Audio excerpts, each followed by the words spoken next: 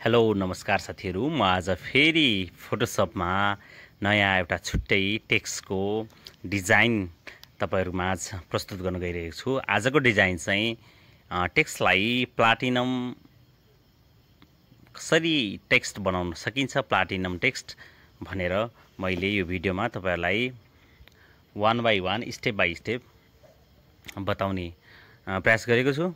आशा छ यो भिडियोलाई अन्तिमसम्म स्किप नगरिकन ध्यान दिएर हेर्नुभयो भने तपाईहरुले कुनै पनि टेक्स्टमा प्लाटिनम इफेक्टलाई बनाउन सक्नुहुनेछ। मैले सर्वप्रथम अब ढिला नगरी यसलाई सुरु गर्छु। मैले सुरुमा कुनै टेक्स्ट ब्याकग्राउन्ड कलरमा एउटा टेक्स्ट लेख्छु। सुरुमा ब्याकग्राउन्डमा कुनै एउटा टेक्स्टलाई लेखेँ।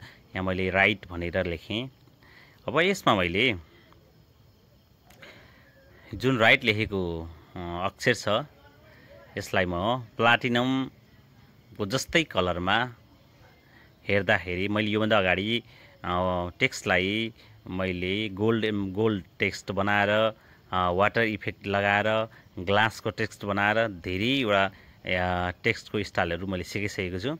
यसमा पनि मैले राइट लेखेकोमा मैले प्लाटिनम टेक्स्ट बनाएर देखाउने प्रयास गर्दैछु।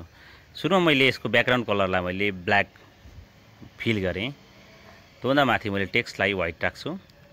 व्हाइट कलरमा लेख्छु। टेक्स्ट चाहिँ यो व्हाइटमा लेखेँ, मैले राइट भनेर लेखेको छु। मुनि ब्याकग्राउन्डमा ब्ल्याक छ। यसको मैले बिल्डिङ अप्सनमा गएँ। अब टेक्स्टको बिल्डिङ अप्सनमा जान्छु। यति गइसकेपछि यसको मैले ग्रेडियन्ट ओभरलेमा गएँ। ग्रेडियन्ट ओभरलेमा गएर मैले यसमा यो भागको कलरमा जुन ग्रेडियन्ट कलरको जुन यो प्यालेट छ यसमा मैले क्लिक गरेँ भने यस्तो खुल्छ। यहाँ गएर मैले तल आएर यो पोइन्टमा क्लिक गर्दाखेरि कलर स्टपमा क्लिक गरेर यसको कलरलाई यो ब्ल्याक कलरलाई थोरै व्हाइट ब्ल्याक अलिकति ग्रे टाइपको कलर चुज गरेर यसलाई म तपाईको चेन्ज गरिदिन्छु। यसलाई ओके गरौँ। यति गरिन साथै हामी यहाँ पनि ओके गरिदिन्छौँ। यसलाई ओके गरौँ। यति गरेपछि हामी यहाँ देख्न सक्छौं हाम्रो टेक्स्टमा अब तलको भागमा मात्र हल्का डार्क आयो। यसको लागि मैले यहाँ भएको यो ब्लेन्ड मोडमा चाहिँ नर्मलै राख्छु। यसको यो ओपेसिटीलाई फुल बढाइदिन्छु है। अनि यसको तपाईको रिफ्लेक्टेड राख्छु स्टाइलमा र रिभर्स राख्छु। रिभर्समा चेक लगाउँछु अनि 90 डिग्री राखेको छु। स्केल 100% है। यसरी राखे त्यसपछि बेबल एन्ड इम्बोजमा फेरि क्लिक गर्नुहोस्। त्योभन्दा पछाडि बेबल एन्ड इम्बोजमा गरेपछि अब यहाँ हाम्रो डिजाइन सुरु हुन्छ। इनर बेबल स्मुथ राखेको ठाउँमा यसलाई के राख्नुस् भने स्मुथलाई चेन्ज गरेर यहाँ जुन क्रिस्टल हार्ड जुन दिएको छ क्रिस्टल हार्ड राख्नुस् है। यो क्रिस्टल हार्ड राखेपछि यहाँ डिप्थ दिएको छ। यसको डिप्थलाई मैले बढाएर 120-130 को हाराहारीमा म राख्न चाहन्छु। डिरेक्सन अफ राख्नुहोस्।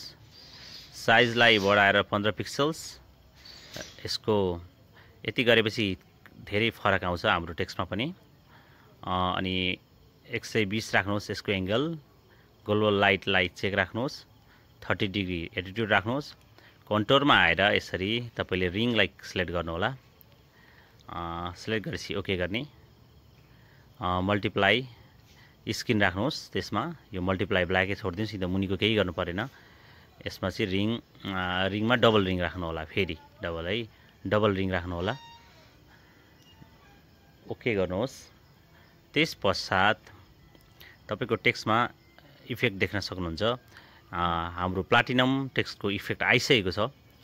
अब यसको मैले तपाईलाई थोरै अब यहाँ अलि केही मिलेको छैन भने जस्तो लाग्छ भने तपाईहरुलाई अलिकति तलमाथि गरेर नि हेर्न सक्नुहुन्छ। मेरोमा सायद मिलिसकेको छ। मैले यसलाई अब ओके गर्दै।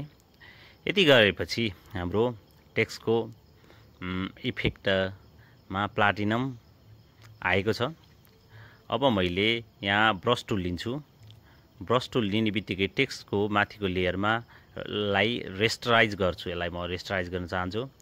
अब यसलाई जुम गरेर अब यो जति पनि डार्कन पार्ट छ त्यसमा मैले ब्रसलाई अलिकति त्यो साइडमा चलाएर यसलाई मैले व्हाइट गर्न चाहन्छु। त्यसको लागि फर्स्ट अफ अल मैले यो माथिको कलरलाई व्हाइट राख्न चाहन्छु, व्हाइट राखेँ। अब त्यसपछि यसमा मैले जहाँ जहाँ डार्क एरिया छ त्यसमा गएर ब्रस चलाएँ भने त्यो साइडपट्टि व्हाइट बन्दछ है। मैले यसरी बाहिर चलाएँ, यसको भित्र पनि चलाउन सकिन्छ, जुन लेखेको टेक्स्ट भित्र पनि चलाउन सकिन्छ। यसै गरी हामीले टेक्स्टलाई राम्रोसँग प्लाटिनम टेक्स्टमा कन्भर्ट गरेर यसरी बनाउन सक्छौँ। हाम्रो यो भिडियोलाई यतिखेरसम्म हेरिदिनु भयो माया गरेर। आशा छ आगामी दिनहरुमा नि यस्तै राम्रो भिडियोहरु लिएर फेरि पनि आउने बाचा गर्दै अहिलेलाई बिदा हुन्छु। हस्त, धन्यवाद।